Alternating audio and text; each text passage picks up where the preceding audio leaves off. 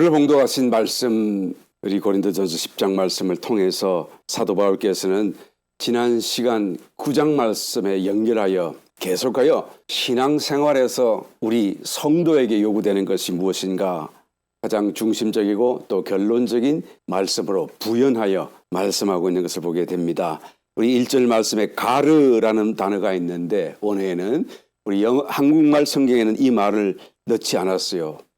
빠져 있습니다. 그러나 영어 성경에는 for 또는 moreover, 게다가 그러므로 이런 의미로 이 연결하는 접속사가 들어있는 것을 보게 됩니다. 이 말씀의 의미는 9장과 연속되었다 그 말씀이죠. 특별히 9장의 마지막 부분이 다름질하는 그 말씀에 따르는 부연적인 설명이 되고 또한 결론이다라고도 말할 수가 있을 것입니다. 결국 우리 신앙생활이라는 것이 다름질하는 것인데 어디로 가는 것인가?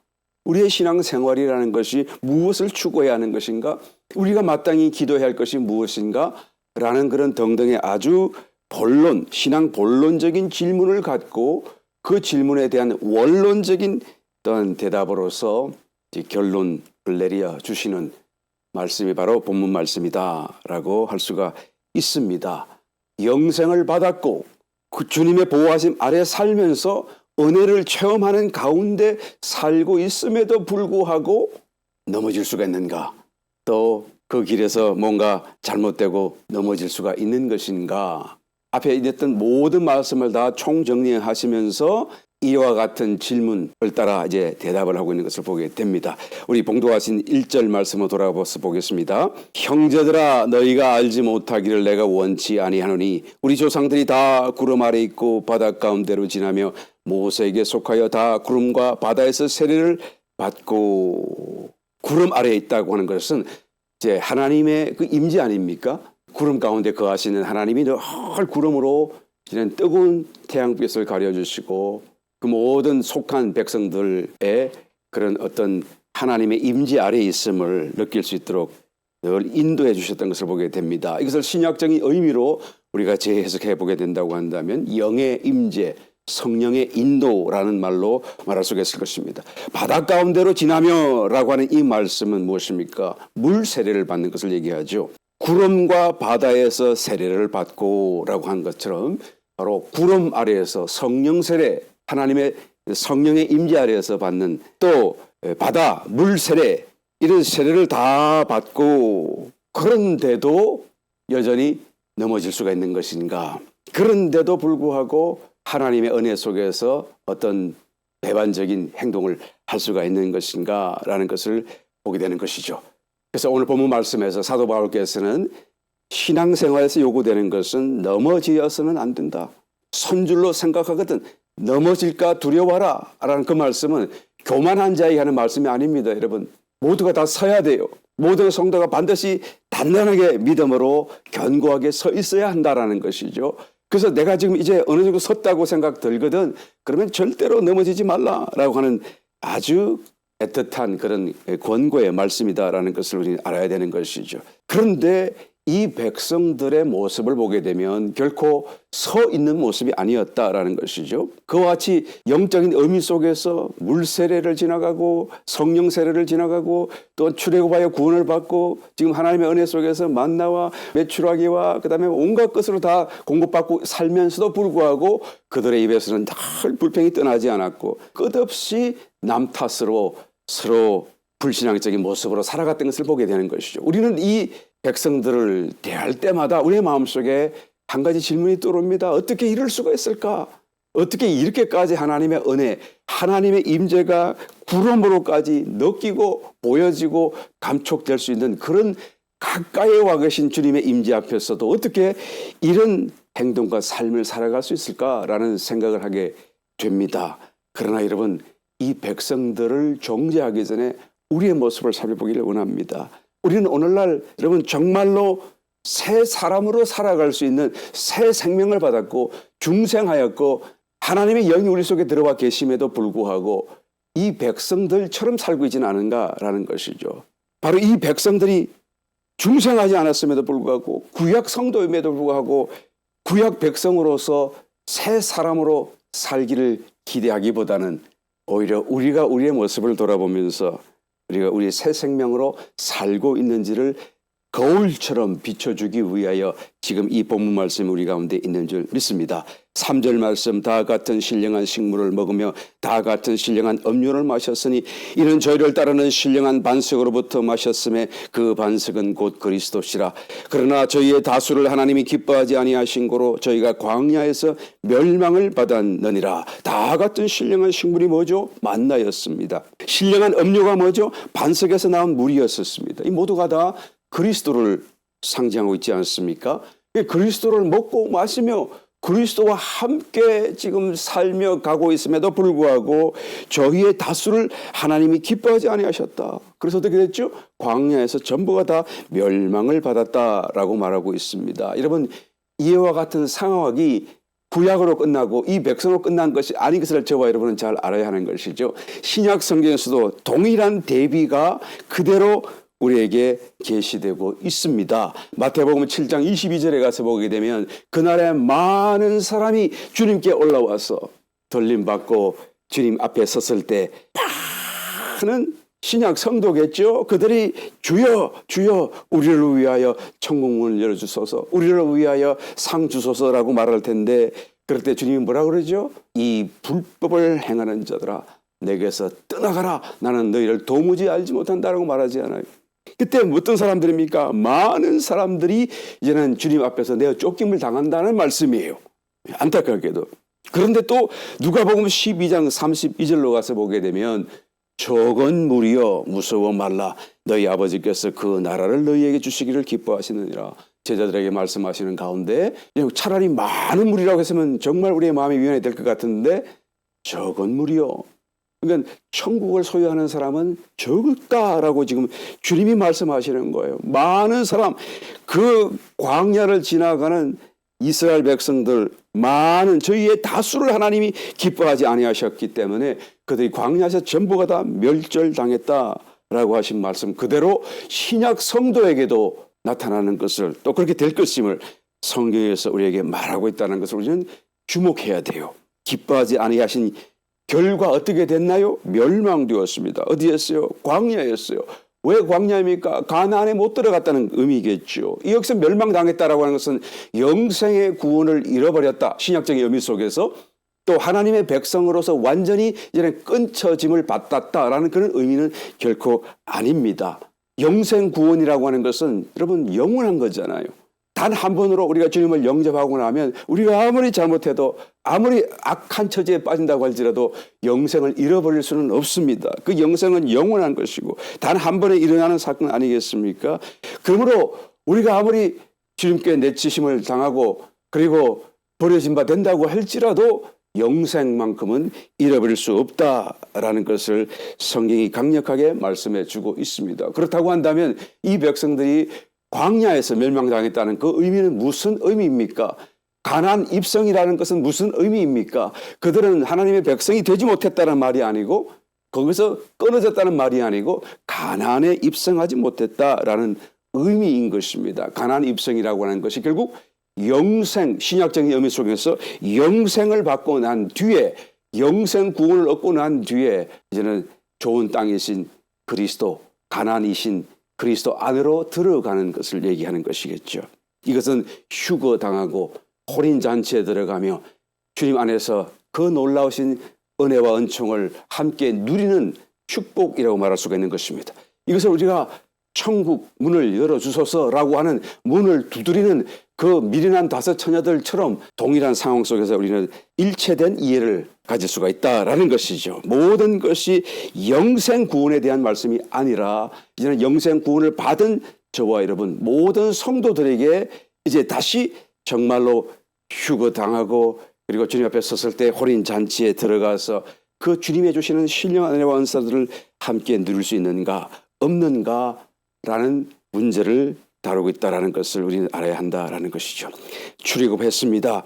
구원을 받았어요. 신령한 식물을 먹습니다. 만나 말씀이신 그리스도를 먹고 듣고 살아갑니다.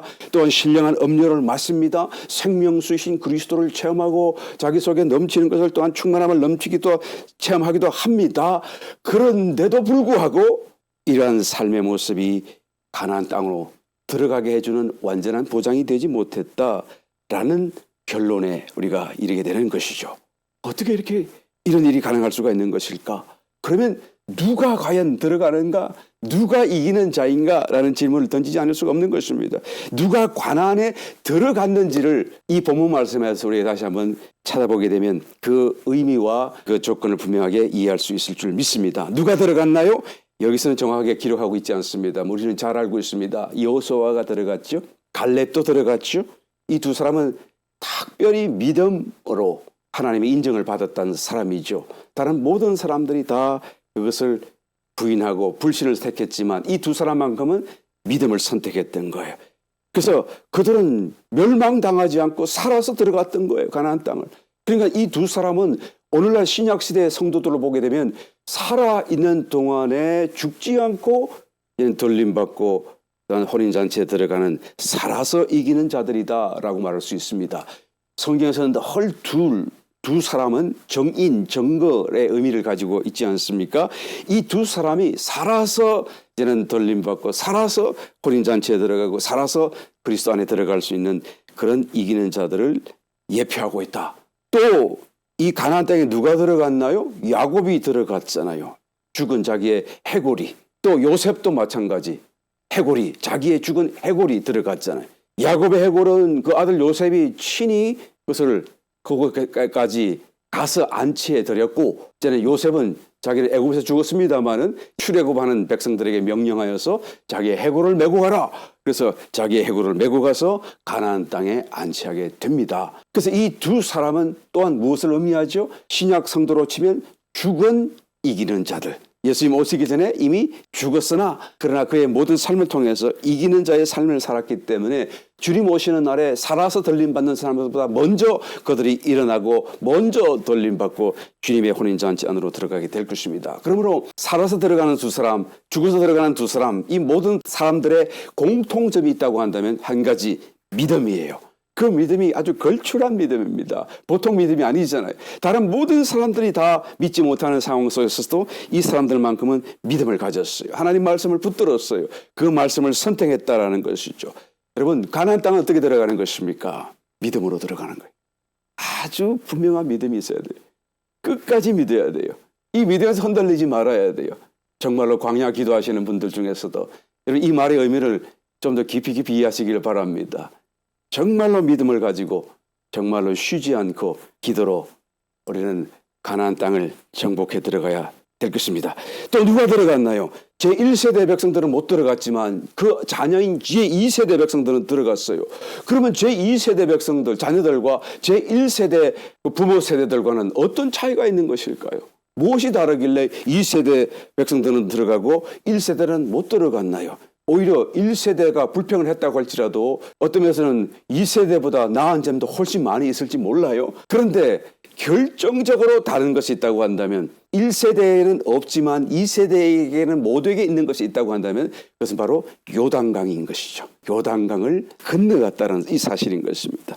요단강을 건너는 이 사건이 곧 2세대 백성들과 1세대 백성들을 확실하게 갈라놓는 분명한 어떤 결정적인 차이점이 되었다는 것을 알아야 되는 것이죠. 요단강을 건넌다는 것은 영적인 의미 속에서 무엇을 의미합니까? 내 자신이 죽어지는 것이죠. 나의 옛사람이 죽어지는 것이고 또 죽음 가운데서 일어난 나의 부활 생명, 새 생명이 이제는 나의 생명이 되어서 그 생명을 따라 살아간다라는 것을 의미합니다. 요단강을 건널 때 하나님이 명령하셔서 그 언약궤를 맨 제사장들이 발을 들이고 굳게 서 있는 그 자리, 그래서 요단강이 다 위아래로 다 갈라지고 그리고는 마른 땅이 생겨난 그 자리에서 12돌을 비석 삼아 그곳에서 갖다 놓고 바깥에 강 바깥에서 구했던 돌이겠죠. 12지파를 따라 각기 한 아예 돌이니까 12지파를 대표하는 12지파 모든 이스라엘 백성들을 대표하는 그런 의미의 돌이겠죠. 그 돌을 그 언약궤를 메고 서 있는 제사장들의 발이 굳게 서 있는 그 자리에 갖다 세워놓고 그리고 이미 그 속에 있던 12돌을 각자 가지고 와서 어깨에 메고 나왔다 그 말이에요. 무엇을 의미합니까? 너무나 분명한 그림 같은 하나님의 말씀 아니겠습니까? 우리 자신이 물속에 들어가서 잠겨서 수장되고 죽어지는 것이고, 그 수장된 상태에서 끝나는 것이 아니라 거기서 다시 물을 헤치고 일어나서 바깥으로 나오는 부활 생명, 새 생명을 의미하고 있는 줄 믿습니다. 그러므로 1세대와 2세대의 차이점이 바로 요단강을 건넜다는 사건인데, 1세대에게는 없는 2세대에게만 있는 영적인 의미 속에서 하나의 예표가 무엇입니까? 새 생명이에요. 부활 생명이에요. 그래서 이 새 생명이 없이는 결코 가나안 땅에 들어갈 수 없다라는 것을 상징적으로 말씀해주고 있는 것입니다. 아, 부활 생명만 있으면 되지 왜 꼭 우리 옛 생명이 죽어야 되는 것입니까? 라고 질문할지 모르겠습니다만, 우리의 옛 생명이 죽지 아니하고서는 우리의 부활 생명이 해방될 수가 없고, 또한 우리의 부활 생명이 해방되지 아니하게 되면 우리는 그 생명을 따라 살아갈 길이 없다라는 사건이 있는 것입니다. 여러분, 휴거는 누가 받나요? 휴거는 왜 올라가나요? 이기는 자들이 그 위로 올라가서 주님 앞에 와서 하나님 앞에서 혼인잔치를 하기 위해서 휴거 사건이 일어나는 것입니다. 성도들에게를 이제는 지상의 모든 심판 가운데서 구원하신다는 그런 목적도 있고요. 그러나 본래적인 가장 중심적인 휴거의 목적은 혼인잔치를 위한 것이다 라는 것을 우리는 성경을 통하여 잘 알 수가 있습니다. 그 혼인잔치에 누가 있어야 되죠? 신부가 있어야 되는 것입니다. 그 신부가 누구죠? 성도들이잖아요. 그리스도의 신부가 된다라는 것은 여러분, 하나님과 결혼하는 일이에요. 이거는 정말로 어마어마한 사건 아니겠습니까?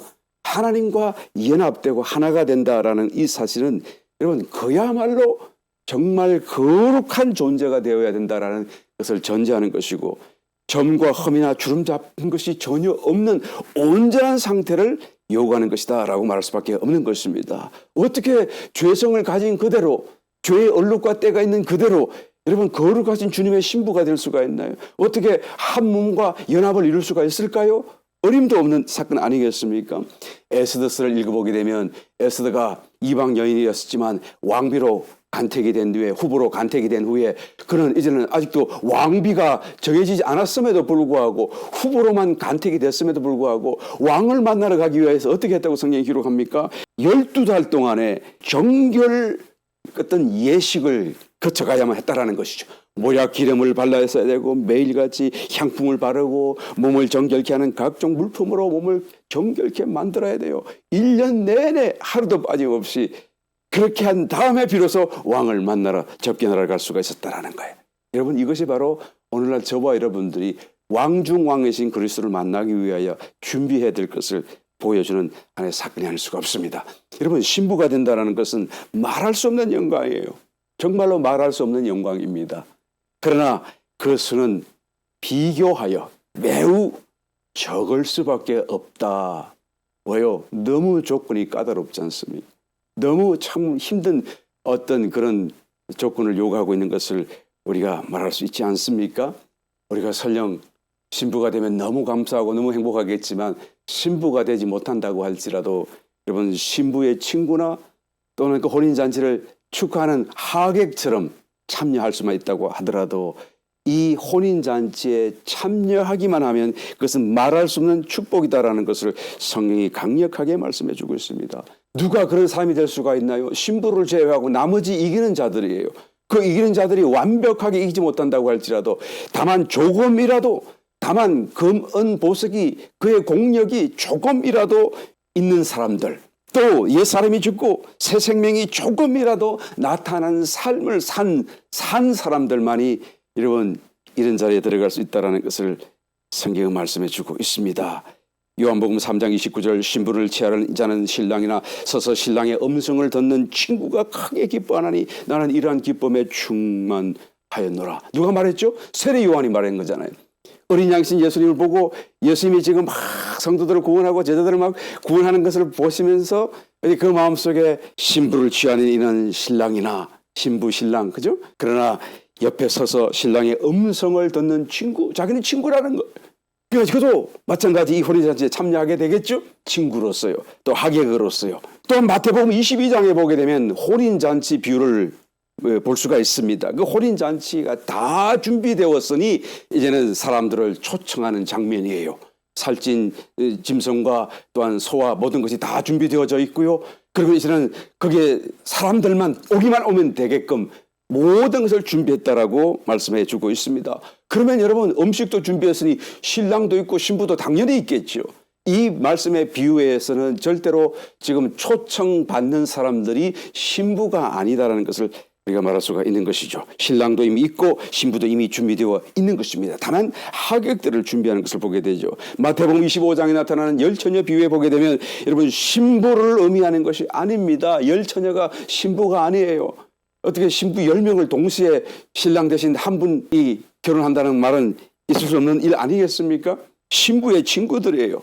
그들이 밤길을 밝혀줄 등불을 들고 신랑 일행을 앞장서가며 그 길을 밝혀줄 그런 어떤 직분과 의무를 가진 자들입니다. 어떻게 신부가 등을 들 수가 있겠어요? 신부가 아닙니다, 여러분. 그러므로 혼인잔치에 참여할 사람이 참 여러 가지 어떤 계층과 어떤 종류의 사람들이 있을 것을 우리는 성경 여기에서 찾아볼 수 있다는 것이죠. 요한계시록 19장 말씀에 보게 되면 신부가 있고 또한 신부 혼인잔치에 청함을 받은 자들이 따로 있습니다. 요한계시록 19장 7절 이하의 말씀, 우리가 즐거워하고 크게 기뻐하여 그에게 영광을 돌리세 어린 양의 혼인 기약이 이르렀고 그 아내가 예비하였으니, 우리의 일반적 이해로는 어린 양의 혼인 기약이 이르렀고 그 아내를 예비하였으니 이렇게 하면 이해가 되는데, 혼인 기약이 이르렀는데 그 아내가 예비했대요. 예비한 주체는 그 아내라는 말이죠. 아내가 뭐를 예비했다는 것이죠? 스스로 자기가 신부 될 수 있는 어떤 예비를 했다라는 그런 의미인 것입니다. 그래서 그 다음 8절, 그에게 허락하사 빛나고 깨끗한 세마포를 입게 하셨은즉 이 세마포는 성도들의 옳은 행실이로다. 그러니까 자기가 신부로 되기 위하여서 평상시 살며 계속하여 자기의 지상삶 가운데서 거룩하고 의로운 삶을 살았다라는 거예요. 그 행실의 결과로 신부에 합당한 세마포 옷을 입도록 허락해 주는 거예요. 여기 보게 되면 그 아내는 한 사람 단수이죠. 신랑도 한 분이시니까요. 그리스도요. 그러니까 그 신부가 입을 옷 세마포도 한 벌 이어야 될 것 같고, 또 그 이 세마포는 성도의 옳은 행실이라고 해야 될 것 같은데 성도들의 옳은 행실이라고 그러니까 이 복수잖아요. 이 말이 그러면 어떤 의미입니까? 신부는 한 사람이지만 그러나 여러 성도가 한 신부로서 주님과 결혼할 수 있을 것임을 말씀해 주는 거예요. 그렇지 않습니까? 우리가 교회도 한 몸이지 않습니까? 그런데 여러 지체가 다 모여가지고 하나의 몸을 이루는 것처럼 말이죠. 신부도 한 사람이지만 그 한 사람 안에 여러 성도들이 같이 이제는 자격만 갖추어진다고 한다면 신부로서 혼인잔치에 참여하게 된다라는 것을 말해주는 것이죠. 그리고 9절 말씀 보시기 바랍니다. 천사가 내게 말하기를 기록하라. 어린 양의 혼인잔치에 청함을 입은 자들이 복이 있도다 하고 또 내게 말하되 이것은 하나님의 참되신 말씀이라. 혼인잔치에 청함을 입은 자들이 복이 있다. 따로 있는 거예요. 이 사람은 신부가 아닙니다. 신부가 혼인잔치에 청함을 받나요? 그렇지 않잖아요. 그건 말이 되지 않는 얘기잖아요. 혼인잔치에 청함을 받는 것은 이제는 친구나 하객이나 덜러리나 뭐 그 외에 모든 다른 사람들이잖아요. 그러니까 신부가 청함을 받는 것은 아닙니다. 그렇죠? 신부가 따로 있고 혼인잔치에 청함을 받는 사람이 따로 있는 거예요. 그러니까 정말로 혼인잔치 휴거 받고 난 뒤에 일어날 그 사건, 그 상황 속에서 정말로 다양한 성도의 신분과 지위와 어떤 계급이라면 계급을 따라서 하나님의 주시는 영광과 기쁨을 우리가 받게 될 것이다 라는 것을 우리가 알 수 있는 부분이에요. 우리가 정말 신부 되기를 사모해야 되겠지만 그렇지 못한다고 할지라도 최소한 우리가 이 자리에 참여할 수 있는, 그래서 정말 복 있는 자가 되기를 저와 여러분 다시 한번 주님의 이름으로 축원드립니다. 물론 여러분 천년왕국이 끝나게 되면, 천년왕국이라고 하는 것은 보상기간입니다. 성도들에게, 잘한 성도에게는 상을 주고 잘못한 성도에게는 꾸지람과 벌을 주고 여하튼 이런 등등으로 보상하는 기간이 천년왕국이에요. 그 천년왕국이 끝나게 되게 되면 이기는 자들은 다 함께 주님 앞에서 상 받고 기쁨으로 혼인잔치와 또한 기쁨으로 천년 동안 다스리는 그런 지위에서 살게 되겠지만, 그러지 못한 사람들은 어떻게 되죠? 바깥 어두운 데 내어 쫓기잖아요. 천년 동안 그 뜨거운 불 가운데서 자기의 모든 세상 때 죄의 때를 벗겨내는 작업, 그런 정화의 과정 속에서 기다려야 되잖아요. 그래서 이와 같은 분리가 일어난다고 할지라도 천년 왕국이 끝나고 나게 되면 모든 성도는 이기는 자나 이기지 못한 자나 다 성도의 지위, 하나님의 아들들의 지위를 회복하여서 영광 중에 그리스도의 신부로서 아내로서 함께 이제는 하나님의 거처로서 살게 되어질 것임을 성경은 분명히 말씀해 주고 있습니다. 그런데 중요한 것은 여러분, 천년일지라도 절대로 우리가 바깥 어디에 쫓겨서는 안 되겠고, 또 혼인잔치 짧은 순간에 일어나는 그런 기쁨이라고 할지라도 그 기쁨을 결코 우리가 상실해서는 되지 않습니다. 그동안에 일어날 어마어마한 둘째 사망이라고 하지 않습니까? 둘째 사망의 해가 비치는 그런 고통에서 구원받은 저와 여러분, 구원받은 모든 성도들이 고난을 당해서는 안 되기 때문인 것이죠. 주님이 그래서 끊임없이 경고하고 깨어서 준비하고 덜림받고 상받는 이기는 자들아 라고 말씀하시는 거예요. 오늘 본문 말씀에서도 굳건히 믿음에 서서 이 가나안 입성에까지 이르도록, 이 완성된 구원에 이르도록 나가라는 거예요. 넘어지지 말라는 것입니다. 본문 말씀 6절 말씀, 고린도전서 10장 6절, 그런 일은 우리의 거울이 되어 우리로 하여금 저희가 악을 절개한 것 같이 절개하는 자가 되지 않게 하려 함이. 무엇이 우리로 하여금 넘어지게 만드는 것인가요? 여기서 지금 사도 바울이 지금 설교하시는 거예요. 무엇이 우리로 하여금 유혹하여 넘어지게 하는 것이다. 이 광야 백성들의 본을 보라라는 거예요. 저희가 악을 절개했다. 첫 번째로 7절 말씀, 저희 중에 어떤 이들과 같이 너희는 우상 숭배하는 자가 되지 말라. 기록된 바 백성이 앉아서 먹고 마시며 일어나서 뛰노는다 함과 같으니라. 우상 숭배하는 일로 인하여 넘어졌다라는 것이죠. 여러분, 숭배라고 하는 것은, 우상 숭배라고 하는 것을 성경에서 정의하기를 오늘 본문 말씀에서 정확하게 말씀하고 있습니다. 앉아서 먹고 마시며 일어나서 뛰어논다. 그러니까 자기 좋은 대로, 자기 마음의 기쁨대로 무엇인가를 하는 이 모든 것, 하나님 이외에 어떤 다른 것으로 내가 기뻐하고 만족을 얻는다고 한다면 그런 모든 행위가 다 우상 숭배가 된다라는 의미죠. 두 번째로, 간음해서는 안 됩니다. 8절, 저희 중에 어떤 이들이 간음하다가 하루에 23,000명이 죽었나니 우리는 저희와 같이 간음하지 말라. 아주 분명하신 경고를 받은 거예요. 하나님이 하루 만에 23,000명이 죽어지는, 하루 만에 어마어마한 경고였었죠. 어떤 사건입니까? 민수기 25장에서 보게 되면 그 시딤 광야에 이르렀을 때 이스라엘 백성들이 모압 여자들과 음행하는 사건이 벌어지죠. 그 모압 백성들은 태양신을 숭배하는 사람들로서 바알볼, 그래서 태양신 숭배하는 그런 하나의 재래 가운데 음행하는, 간음하는 게 있어요. 그래가지고 이스라엘 백성들이 어떤 면에서 시골 총각 같은 사람들인데 이 도시 여자들과 만나가지고 막 이쁘게 치장한 사람들 막 정신을 못 차리는 데 가운데 간음하고 그 여자들 데리고 들어오고 그러고 있는 거예요. 그래서 하나님께서 그것을 보고 크게 진노를 하십니다. 그리고 모세에게 직접적으로 명령해요. 저들을 목매에 달아서 다루라. 태양을 향하여 목매에 달아서 죽이라 라고 분명하게 명령을 하시는 거예요. 그 얘기를 그대로 백성에게 전하니까 백성들이 크게 통곡하고 울고 슬퍼하고 있는데 그 자리에 어떤 남녀가 들어오는데 하나는 유대인이요 하나는 모압 여인인 것이죠. 그럴 때 대제사장의 그 손자였던 비느하스가 손에 창을 들고 따라들어서 찔러 죽이잖아요. 분노함으로 찔러 죽이잖아요. 모든 백성들이 다 울었어요. 하나님의 그 진노하심 앞에서 자기들이 잘못했고 부끄러웠던 것을 알았던 것이죠. 그런데 그 우는 것으로 연병이 거치지 않았습니다. 여러분, 그 우는 것으로 하나님이 됐다라고 말씀하지 않았어요. 구체적인 행동이 필요했던 거예요. 비느하스가 창을 들고 찔러서 그 두 남녀를 죽였을 때에 하나님께서는 비로소 진노를 가라앉히시고 연병이 거쳤다라고 성경이 말씀해주고 있는 것입니다. 여러분, 영적으로 간음한다는 것은 세상과 연합하는 거예요. 세상을 사랑하는 거예요. 세상과 어떻게 연합하는 것입니까? 나의 마음을 붙이는 거예요. 정을 붙이는 것입니다. 그래서 정을 드리는 거예요. 이런 거에 세상과 연합하는 거예요. 이게 영적으로는 간음하는 것입니다. 다 끊어야 되죠. 다 버려야 될 것입니다. 또 세 번째로, 주를 시험하다가 그들은 넘어졌습니다. 9절 이하의 말씀, 저희 중에 어떤 이들이 주를 시험하다가 뱀에게 멸망하였나니 우리는 저희와 같이 시험하지 말자. 저희 중에 어떤 이들이 원망하다가 멸망시키는 자에게 멸망하였나니 너희는 저희와 같이 원망하지 말라. 그럼 광야길 38년을 돌아가다가 다시 지름길을 놓아두고 먼 길을 돌아가야 된다고 하는 그 말을 듣고 백성들이 원망한 적이 있었죠. 민수기 21장에 나타나는 사건입니다.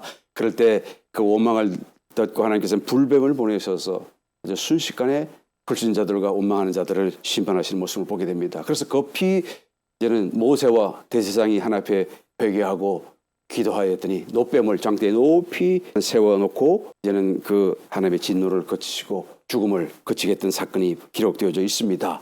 이 사건이 무엇을 의미합니까? 성도이면서 자신의 삶과 자신의 환경을, 형편을 원망한다고 한다면 그것은 바로 하나님을 시험하는 것이다 라는 거예요.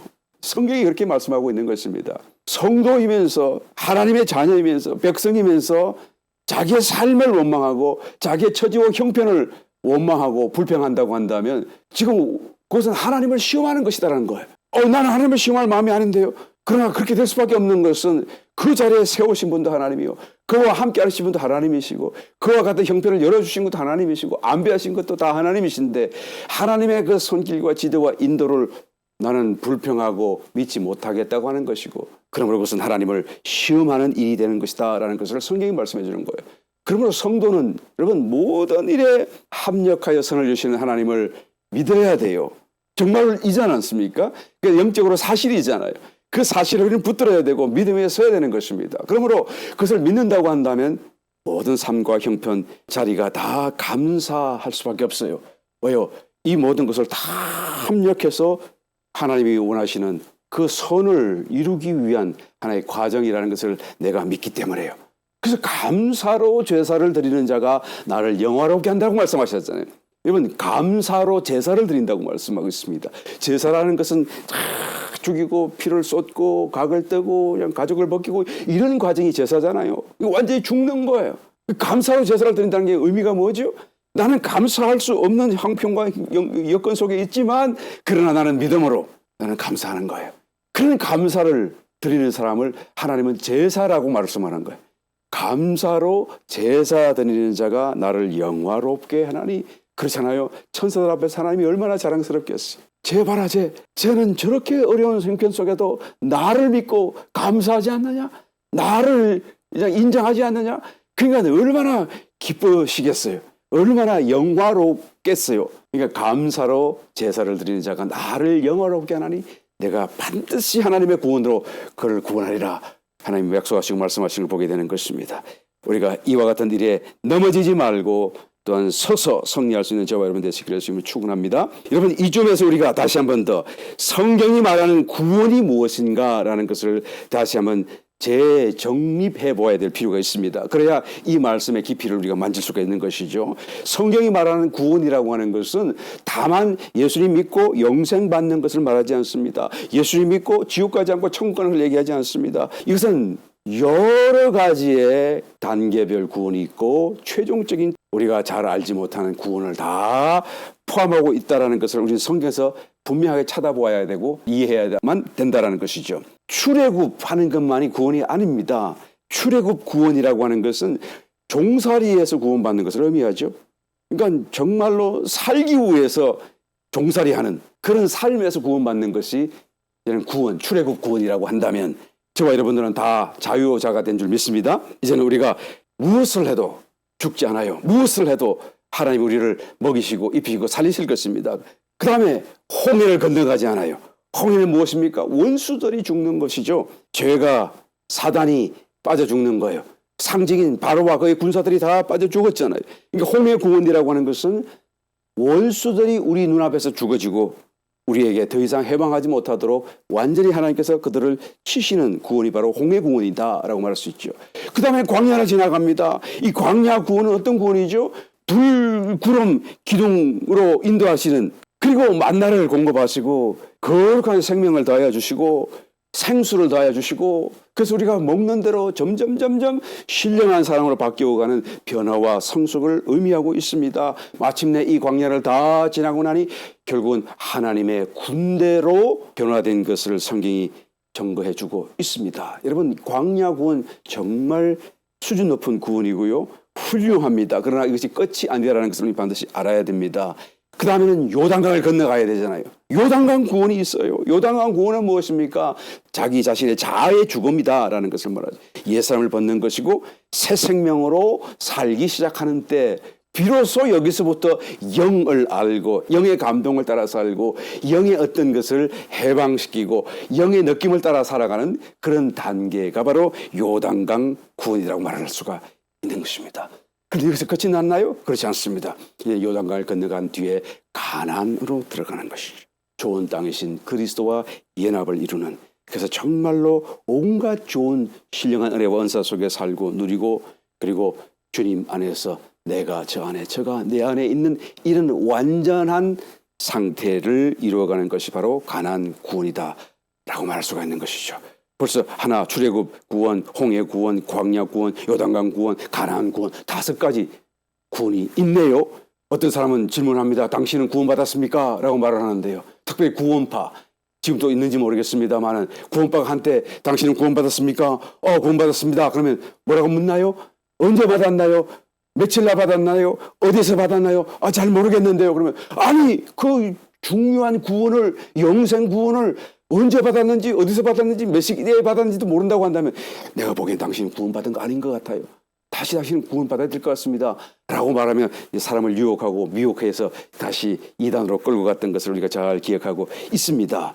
여러분, 이 구원파의 이해라고 하는 것은 정말 저급한 수준이에요. 그럴 때 우리는 어떻게 대답해야 될까요? 잘 모르겠는데요 라고 말하기보다는 당신은 도대체 어떤 구원을 말하는 것입니까? 라고 물어봐야 돼요. 자기들은 출애굽 구원밖에 몰라요. 알아도. 그러니까 그 다음에 있는 구원이 있고, 그 다음에 또 있고, 홍해가 있고, 광야 구원이 있고, 요단강 구원이 있고, 가나안 구원이 있다라는 것을 그들에게 설명하면 자기들은 아마 뒤로 넘어질 수밖에 없을 것입니다. 구원의 확신이 언제 옵니까? 출애굽 구원 가지고서는 구원을 확신할 수가 없어요. 구원 받은 것 같기도 하고 또 어떤 안 받은 것 같기도 하고, 적어도 홍해 단계의 구원을 지나가야 돼요. 자기 앞에서 원수가 쓰러지고 자기를 괴롭히도 멸망까지 달려드는 그런 죄가 넘어지는 것을 자기 눈으로 보게 될 때, 야, 나는 구원받았구나 라는 것을 확신하게 될 것입니다. 그리고 더 가서 요단강까지 이르게 된다고 한다면, 여러분, 구원의 확신을 넘어서서 이제는 정말로 신세계를 보고 정말로 구원이 무엇인가라는 새로운 감각 속에서 하나님의 모든 좋은 것을 느끼고 누리는 이제는 다른 상태에 살지 않겠습니까? 여러분, 초기 출애굽한 구원만 가지고 나는 구원의 확신이 없어요, 구원파의 그런 미혹에 넘어가지 말고 점점점 더 나아가서 완전한 구원에까지 우리가 반드시 이르도록 애를 써야 할 것입니다. 여러분, 하나님이 우리에게 주시고자 했던 구원은 가나안 구원이에요. 이것이 바로 구원의 완성입니다. 그래서 이 구원을 설명하기 위해서 하나님께서는 이런 계속 이스라엘 백성들을 통하여서 역사 속에서 그것을 우리에게 말씀하시는 거예요. 오늘 본문 말씀도 바로 그런 내용 아니겠습니까? 그래서 여호수아서까지만 오면 이제는 가나안 땅에 직접 들어갔기 때문에 사실은 하나님의 모든 구원을 다 담았고 보여준 것과 다름없습니다. 그러므로 성경이 사실은 여호수아에서 끝이 나야 되는데 왜 그 다음 계속하여 성경이 더 기록되고 있는 것일까요? 왜 그 다음에 사사기가 있고 룻기가 있고 사무엘 상하가 있고 열왕기 상하가 있고 역대기 상하가 있고 에스라 느헤미야 에스더까지 이 역사서가 계속 진행되고 기록되어지는 것이죠. 왜 이거기까지 성경이 필요한 것입니까? 그것은 바로 저와 여러분, 우리가 약하기 때문에, 정말 유혹에 넘어지기 때문에 계속하여 그 가나안 땅에 들어가서서도 가나안 땅을 점령하지 못하고 가나안의 모든 좋은 것을 누리지 못하는 그런 연약함 때문에 하나님께서는 계속하여 우리에게 더 부연적인 설명으로 이 역사서를 통하여 말씀해 주고 있습니다. 이 역사서가 구원을 의미하는 것인데 결국 이 역사서의 맨 마지막인 에스더서에서는 어떤 주제이죠? 우리가 너무나 잘 알고 있는 죽으면 죽으리다, 요단강을 건너는 거예요. 자아의 죽음을 얘기하는 것이죠. 바로 그 다음이 바로 완성이다라는 것을 다시 한번 말씀해 주고 있는 것을 알아야 될 줄 믿습니다. 여호수아가 하나님의 명령을 따라 가나안 땅에 들어오긴 들어왔지만, 그러나 이스라엘 백성들이 깨닫지 못하고 욕심이 더 앞서서 하나님의 뜻을 따르기 보고 하나님의 뜻을 찾기보다는 그저 자기의 처한 그 형편으로 만족하고 더 이상 땅을 정복하여 들이고 들질 않습니다. 그러는 중에 여호수아가 나이가 들어서 그들을 떠나야 될 형편에 빠지고 말지요. 여호수아가 아쉬운 마음으로 남겨지는 백성들에게 다짐을 받습니다. 여호수아서 24장 19절 이하의 말씀, 여호수아가 백성에게 이르되 너희가 여호와를 능히 섬기지 못할 것은 그는 거룩하신 하나님이시요 질투하는 하나님이시니 너희 허물과 죄를 사하지 아니하실 것임이라. 만일 너희가 여호와를 버리고 이방 신들을 섬기면 너희에게 복을 내리신 후에라도 돌이켜 너희에게 화를 내리시고 너희를 멸하시리라. 백성이 뭐라고 대답합니까? 여호수아에게 말하되 아니니이다 아니니이다 우리가 정녕 여호와를 섬기겠나이다. 자기들은 여호와를 떠나지 않겠다는 거예요. 어떤 목사님이 이 장면을 두고 이스라엘 백성들이 하나님 앞에서 건방 떠는 거라고 그렇게 얘기를 하더라고요. 저는 정말 그게 좀 세속적인 말이 될지 모르겠지만 그래도 정말 잘 표현한 말이다라는 공감이 일어났습니다. 이스라엘 백성들이 정말 건방 떠는 거예요. 자기들이 하나님을 어떻게 떠나지 않을 것이고 어떻게 하나님을 섬길 수 있겠다라고 말을 하는 것이죠. 하나님을 떠나지 않고 하나님을 섬기는 것은 자기의 힘으로 할 수 있는 것이 아니다라는 거예요. 처음부터 이것은 불가능했다. 옛 생명으로는 도무지 일어날 수 없는 일이다라는 것을 알기 때문에 여호수아가 다시 다짐하고 다시 다짐했지만 이 백성들은 무지하고 깨닫지 못하여서 우리가 하나님을 떠나지 않겠습니다. 섬기겠나이다라고 말하는 거예요. 여러분, 가나안 땅에 누가 들어왔다고요? 2세대가 들어왔어요. 자기의 본래적인 생명, 옛 생명이 죽어져야 돼요. 그리고 새 생명으로 살아야지만이 이 땅에 들어오는 것입니다. 자기 자아의 죽음이 일어나고 새 생명으로 사는 그 사람만이 하나님 뜻대로 하나님을 섬기며 살아갈 수가 있게 된다라는 것이죠. 우리 모두가 지금 광야를 지나가고 있습니다. 또 어떤 사람은 요단강 앞에 이르렀고 어떤 사람은 요단강을 건너고 있을지 모르겠습니다. 그래서 구원의 완성으로 나아가고 있죠. 정말로 열심을 내시길 바랍니다. 정말로 그곳에 우리가 반드시 들어가야 되는 거예요. 앞서거니 뒤서거니 어느 정도라도 우리가 그 자리까지 나아가야 되는 것입니다. 그래서 모든 사람이 다 이기는 자가 되어야 돼요. 절대로 하나님께서 우리를 내치시는 내가 너희를 알지 못한다라고 하는 그 그룹에 들어가서는 아니 되는 것이죠. 바로 그 단계를 결정짓는 차이를 만들어내는 하나님 경계선이 무엇입니까? 요단강인 것이죠. 요단강을 건너가야 되는 것입니다. 자아를 죽음 가운데 내어놓고 새 생명을 따라 살아가는 그런 삶을 조금이라도 살아가야 되는 것이죠. 이것을 하나님이 우리를 도우시는데 어떻게 도우시냐고 성경 말씀하기를 하나님께서 성도라도 문제를 주시고 그의 자녀랄지라도 고난을 허락하신다라는 것으로 우리를 돕고 계신 것을 우리는 깨달아야 되는 거예요. 왜 하나님의 자녀인데 나는 하나님을 잘 믿는데 나는 열심히 신앙생활을 하는데 왜 내 삶 속에 이런 문제가 다가오죠? 왜 이런 어려움이 다가오는 것이죠? 왜 하나님은 모른 척 하시는 것이죠? 그것이 아니다라는 것을 우리는 믿어야 되는 거예요.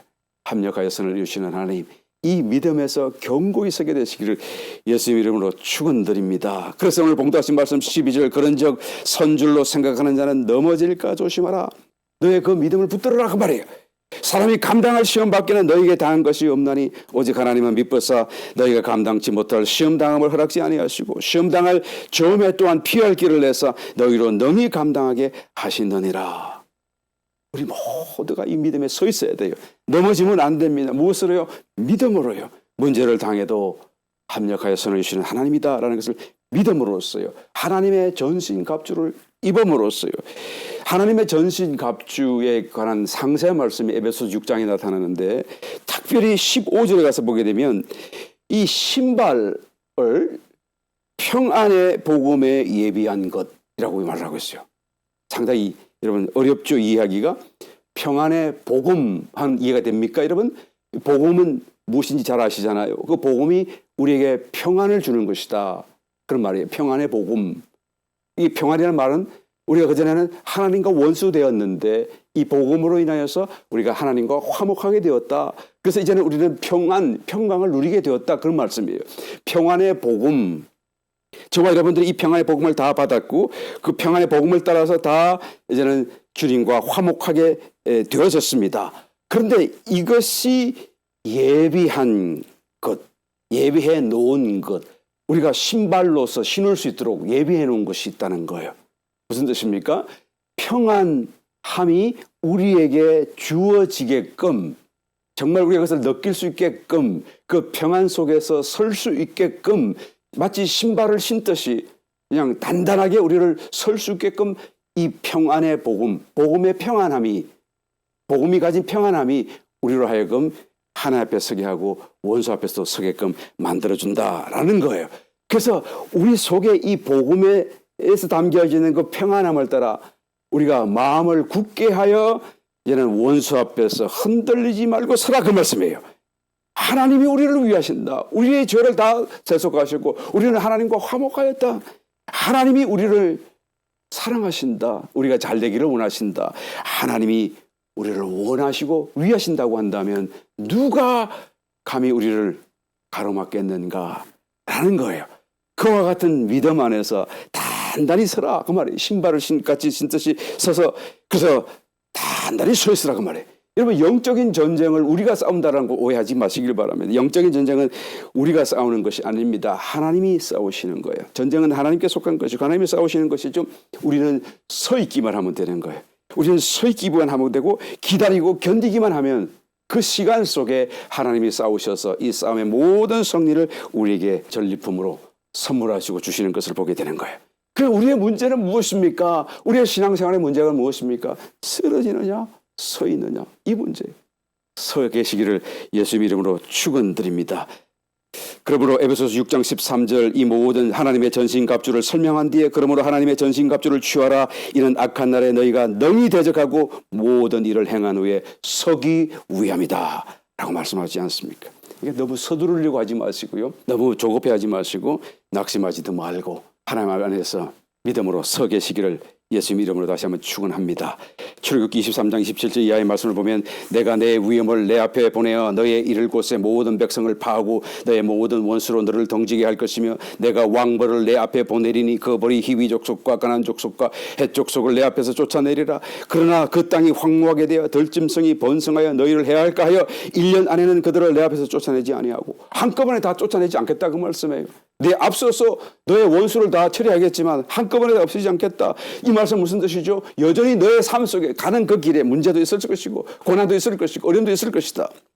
30절 내가 번성하여 그 땅을 기업으로 얻을 때까지 내가 그들을 내 앞에서 조금씩 쫓아내겠다 라고 말씀하는 거예요. 왜 성도의 삶 속에 문제가 다가오고 고난이 다가오는지 여러분 이해하시겠죠? 우리 때문인 것이에요. 우리가 완전히 준비되었다고 한다면 하나님은 순식간에 다 그것을 다 그냥 해결하시고 없애버리실 것입니다만은, 그러나 우리가 너무 연약해서 오히려 더 악한 덜짐승으로 인해서 고통을 당할까 봐 조금씩 감당할 만한 시험을 따라 우리를 인도하신다라는 것이에요. 출애굽기 23장 31절 내가 너희 지경을 홍해에서부터 블레셋 바다까지 광야에서부터 하수까지 정하고 그 땅의 거미를 내 손에 붙이리니 내가 그들을 내 앞에서 쫓아낼지라. 이번에는 내가 하라 그 말이에요. 우리가 하라는 그 말씀이에요. 우리가 할 수 있는 일은 하라는 말이에요. 어떤 것입니까? 버릴 것은 버리고 끊을 것은 끊고 하지 않을 것은 하지 말아야 된다 그 말이에요. 그리고는 정말로 건강하게 정상적으로 열심을 갖고 교회 생활하고 주님 찾는 생활하고 그리고는 주님 안에 머물러 있기만 하면 우리가 영적인 싸움을 싸우는 것이 아니라 하나님이 대신 싸우시고 이 완전한 구원으로 우리를 인도하신다라는 말씀이에요. 여러분, 하나님이 주시고자 하는 이 구원은 우리의 생각하는 일반적인 그런 구원이 아니라는 것을 분명히 알아야 돼요. 하나님 안에 들어가는 거예요. 하나님 우리를 구원하시고 죄에서 구원하시고 사망에서 구원하시고 우리를 들어서 하나님 안으로 집어넣으시는 거예요. 이게 어마어마한 사건입니다. 이건 처음부터 불가능한 사건이에요. 우리가 도무지 할 수 없는 사건입니다. 그러므로 구원을 누가 받겠습니까? 놀래서 질문하는 제자들 앞에 마태복음 19장 26절에 주님이 대답하시기를 가라사대 사람으로는 할 수 없어되 하나님으로서는 다 할 수 있느니라. 할렐루야. 이 구원에 저와 여러분 반드시 꼭 이루시고 이 완전한 구원이 무엇인지를 우리가 살아있는 동안에 우리 주변에 또한 증거할 수 있는 주의 축복자들 다 되시기를 예수 이름으로 축원드립니다.